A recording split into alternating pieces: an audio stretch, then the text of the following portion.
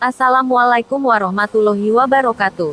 Salam para pecinta ulama di seluruh penjuru Nusantara.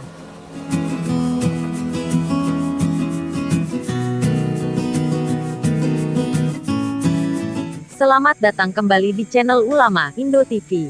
Di video kali ini, kita akan berziarah ke makam ulama besar dari Pekalongan, yaitu Kiai Haji Amir Idris.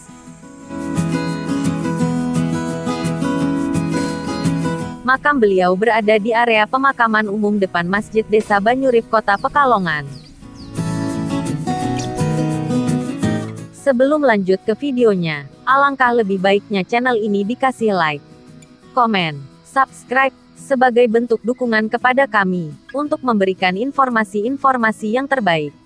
Share ke media sosial kalian, dan jangan lupa tombol loncengnya diaktifkan, supaya kalian mendapat informasi terkini seputar ulama dari channel ini.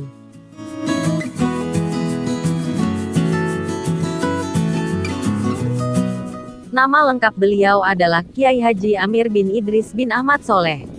Beliau dilahirkan di Mundu, dan dibesarkan di Duku Lumpur, Cirebon, sekitar tahun 1870 Masehi atau 1287 Hijriah. Ayah beliau, Kiai Haji Idris, belajar bersama dua puteranya yaitu Amir dan Umar di Mekah, berguru kepada beberapa ulama besar pada saat itu seperti Al-Imam Said Abu Bakar Utsman bin Muhammad Syato, Ad-Dimyati Al-Bakri As-Syafi'i, pengarang kitab Iyanatut Tholibin. Kiai Amir belajar di Mekah menjadi murid dan sekaligus salah satu sekretaris pribadi dari Syekh Mahfud Termas Pacitan, Jawa Timur yang terkenal itu. Beberapa manuskrip karya beliau, seperti kitab Mauhibatu Dzil Fadl dan Manhaj Zawin Nazor, dua kitab yang masih dibaca dan dipelajari di kawasan Timur Tengah dan Pondok Pesantren Jawa, hingga sekarang, ditulis tangan oleh Kiai Amir Pekalongan ini. Beliau belajar dan mondok di kota suci Mekah, seangkatan dengan Kiai Haji Abdul Wahab Hasbuloh Jombang, Kiai Haji Hashim Asy'ari Jombang, Syekh Munawir Jogja dan ulama-ulama lainnya. Sepulang dari Mekah yang pertama, beliau dinikahkan oleh orang tuanya dengan Nyai Sukainah binti Kiai Said Gedongan dan membantu mertuanya mengurus pondok. Setelah beberapa lama beliau kembali lagi mondok ke Mekah. Dalam perjalanan hidup selanjutnya, Kiai Haji Amir Idris kemudian menikah lagi dengan Raden Ayu Zahro binti Mbah Kiai Haji Soleh Darat Semarang di Makkah, atas permintaan dari Syekh Mahfud guru beliau, yang tentunya juga sudah disepakati oleh sang ayah, Mbah Idris, Kiai Said Gedongan selaku mertua dan Nyai Sukainah selaku istri yang masih sah. Dari pernikahan ini, Kiai Haji Amir Idris kemudian dikaruniai 4 orang anak, yakni Aisyah, Abdurrahim, Hashim dan Asma, 3 nama yang disebutkan terakhir meninggal saat masih belia.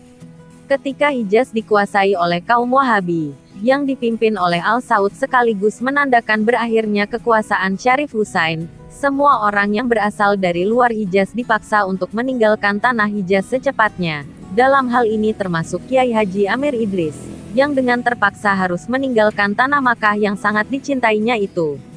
Kiai Haji Amir Idris pulang dari Makkah yang kedua diperkirakan pada tahun 1329 Hijriah atau 1909 Masehi. Setibanya di Indonesia, Kiai Haji Amir Idris memilih untuk menetap di tempat sang istri yang kedua, Raden Ayu Zahro di Desa Darat, Kabupaten Semarang. Beliau memutuskan untuk menetap di Semarang, dikarenakan kedua orang tuanya yang tinggal di Lumpur telah wafat. Mbah Idris wafat pada tahun 1333 Hijriah atau 1913 Masehi. Begitu juga dengan mertuanya, yang berada di Gedongan yang juga telah wafat. Setelah sekian lama tinggal di Semarang bersama Raden Ayu Zahro dan anak-anaknya, Kiai Haji Amir Idris kemudian pindah ke Pekalongan, atas permintaan dari Mbah Kiai Haji Adam, seorang ulama yang terkenal dari Sepait Pekalongan. Mbah Kiai Haji Adam dengan kelebihan finansialnya, yang menjamin kebutuhan hidup dan dakwah Kiai Haji Amir Idris di Pekalongan. Bahkan Mbah Kiai Haji Adam juga menyediakan tempat tinggal, dan sebuah pondok pesantren, untuk Kiai Haji Amir Idris di Desa Simbangkulon, sebagai basis dalam penyebar luasan dakwah beliau.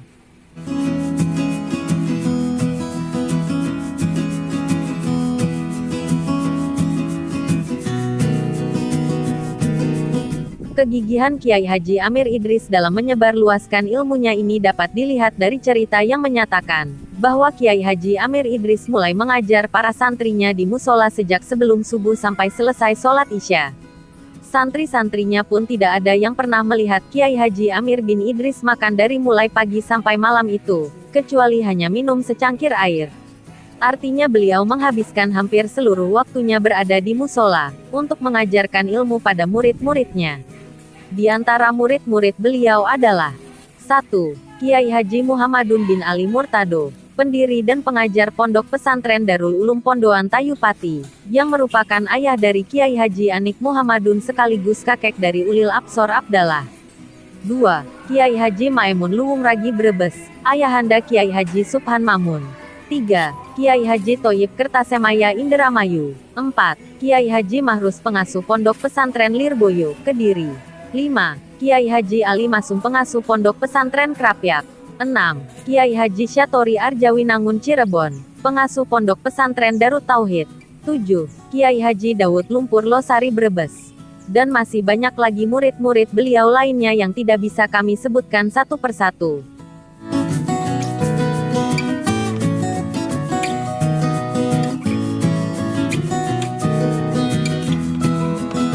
Pada tahun 1920 Masehi atau 1339 Hijriah, Raden Ayu Zahro meninggal dunia, setelah sekian lama hidup mendampingi Kiai Haji Amir Idris. Tak lama setelah itu, Kiai Haji Amir Idris memutuskan untuk menikah lagi dengan Nyai Sadiyah bin Kiai Sulaiman Bulu, Semarang, wafat 1353 Hijriah atau 1934 Masehi. Dari pernikahan dengan Nyai Sadiyah ini, Kiai Haji Amir Idris dikaruniai 5 anak, yakni Nuriyah, Ismail, Idris, Soleh dan Rohmah. Setelah itu, beliau kemudian menikah lagi dengan Nyai Saadah, putri Kiai Amin Benda, Cirebon. Dari pernikahan ini, lahir 2 putri yang bernama Afiyah yang lahir pada tahun 1936 Masehi atau 1355 Hijriah. Dan putri yang kedua diberi nama Khadijah yang lahir pada tahun 1938 Masehi atau 1357 Hijriah.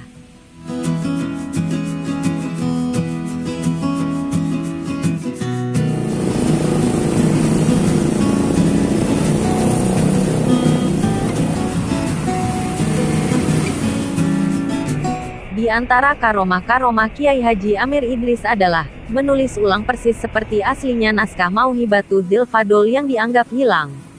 Setelah selesai menulisnya ulang, beliau menyerahkan tulisan tersebut kepada Syekh Mahfud. Setelah Syekh Mahfud mengoreksinya, maka yang beliau dapati memang persis seperti naskah Mauhibatul Fadol yang aslinya. Namun, setelah itu Kiai Haji Amir Idris mendapati bahwa naskah yang asli ternyata sengaja disembunyikan oleh Kiai Wahab Hasbullah Jombang, yang bergurau sekaligus ingin menguji kecerdasan dan keilmuan Kiai Haji Amir Idris. Suatu hari, Kiai Haji Amir bin Idris mau melakukan perjalanan ke Cirebon, dengan diantar oleh khodamnya yang bernama Kiai Haji Irfan Hasbullah. Sebagaimana biasa Kiai Haji Amir bin Idris senang naik kereta api yang berangkat pagi jam 9. Sebagaimana biasa pula, setelah membeli karcis, Kiai Haji Amir bin Idris berwudu dulu, kemudian sholat duha dan berdoa lama sekali, di musola stasiun Pekalongan hingga melebihi jam 9. Anehnya meskipun mesin kereta api dalam kondisi baik, tidak ada yang rusak, bahkan mesinnya sudah dihidupkan dan gigi sudah masuk, gas pun sudah diinjak hingga mengeluarkan suara gemuruh, tapi kereta tidak bisa berjalan. Hingga masinis dan semua penumpang merasa heran. Anehnya setelah Kiai Haji Amir bin Idris selesai berdoa dan beliau naik dan duduk, barulah kereta bisa berjalan. Selain itu juga disebutkan bahwa Kiai Haji Amir Idris pernah bersamaan mengajar ngaji di pondok pesantren beserta sebagian santrinya, sekaligus bertaziah dan mengimami sholat jenazah Mbah Masduki, Palimanan Cirebon, bersama sebagian santri yang lainnya, sehingga setelah semua santri itu berkumpul di pondok, maka mereka saling berdebat mengenai hal tersebut, dikarenakan sebagian santri meyakini bahwa Kiai Haji Amir Idris tidak pergi kemana-mana dan mengajar seperti biasanya di pondok, sedangkan sebagian yang lainnya meyakini bahwa Kiai Haji Amir Idris pergi bersama mereka ke Palimanan, untuk bertaziah dan menyolati jenazah.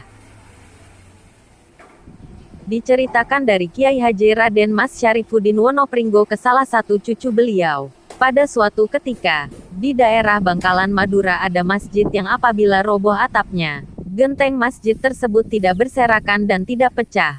Akan tetapi justru sebaliknya, genteng tersebut tertata sendiri dengan rapi dan teratur. Ada yang bilang masjid itu tidak nampak oleh kasat mata, wallahu alam. Kala itu salah satu tokoh ulama terkemuka di Bangkalan mengadakan sayembara, atau tantangan. Siapa saja yang bisa menemukan di mana letak masjid tersebut akan diberi hadiah. Singkat cerita, Kiai Haji Amir Idris lah yang sanggup menemukan di mana masjid itu berada. Kiai Haji Amir Idris wafat pada hari Selasa Ba'da Duhur tanggal 8 Robiul Akhir tahun 1357 Hijriah. Atau 1938 Masehi. Bersamaan dengan wafatnya Kiai Haji Amir Idris, seluruh jam dinding yang ada di rumah beliau, musola, dan pondok pesantren berhenti berdetak. Begitu juga dengan matahari yang spontan redup tak bersinar, semuanya seperti mengiringi kepergian beliau.